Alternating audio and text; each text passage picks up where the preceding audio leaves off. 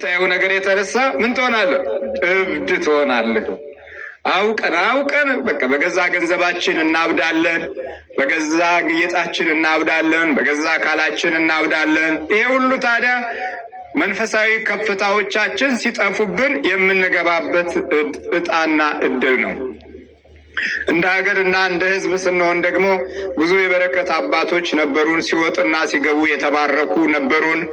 ዛሬ ያንን ቡራኬ ረስተነው ዘመኑንና ጊዜውን እንመስላለን ብለን የዘመናዊነት መንፈስ ጎዳን፣ የዘመናዊነት መንፈስ አጠቃን።